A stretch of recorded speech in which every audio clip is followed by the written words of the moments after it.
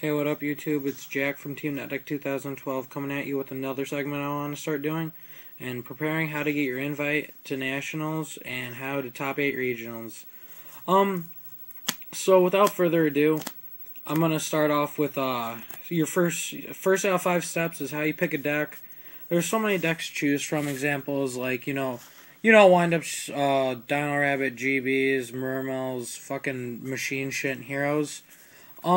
You want to choose a deck that fits your playstyle. Another thing I really enjoy about choosing decks is, like, if you like control decks, you can choose, these are pretty control-based decks, mainly a lot of the 4 decks, like Skill Drain Heroes. This is this can be sacky and control-y. GBs are just fucking GBs, and then this is, like, basically an anti-meta deck. Or if you guys like aggro decks, you can choose windups or mermels, which are pretty much the best decks right now. I play aggro. So, yeah, that's where I would choose. It matters on your player, how you like to play. If you like to, sack the shit out of your opponent or control the whole game and then win. I mean, yeah, that's basically it. You have to master your deck, too, with plays. Like, I played heroes to get my, invite to nationals. And a lot of people didn't know Strauss had an effective pop spell or traps. They were also playing heroes. Kind of threw up in my mouth when I figured that out, that they didn't know what the fuck their card did. But yeah, you want to know plays, like, if you summon Stratos versus their, Alias, and they have a back row, and you activate the effect to pop, if you chain, like, Super Paw, you can pop that back row after you fusion with their monster. A lot of people didn't know how to do that.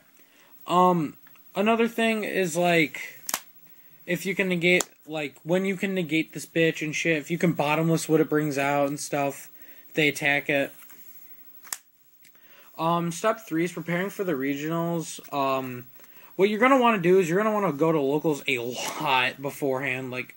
I would say, if the regional is, March 1st slash or 2nd, you're going to want to playtest about a month ahead of time, get your deck, get a feel for your deck, see what changes need to be made, see your bad matchups, see your good matchups, start playing, and then, you just got to start playing smarter against your bad matchups, your good matchups. Don't get too cocky, because if you get too cocky, you'll start losing your good matchups, and then it'll just go all downhill from there.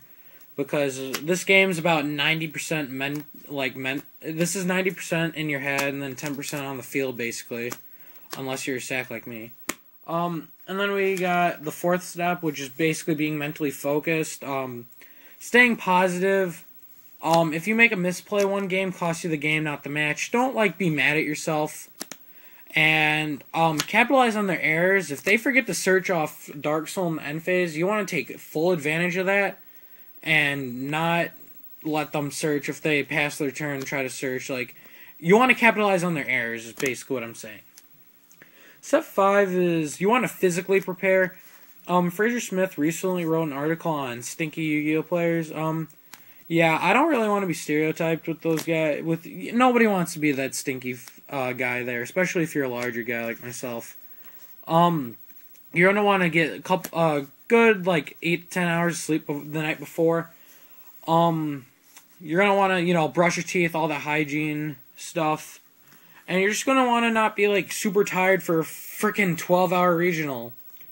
And then another step is learning little rulings that will help, learning rulings and learning how to play against a deck.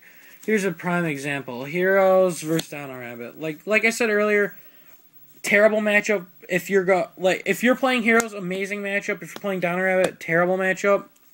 But this deck, at my regional where I got my invite, some guy goes, Rabbit, double Sabersaurus. Knowing that I searched Super Poly off of Pot of Duality turn before, doesn't attack.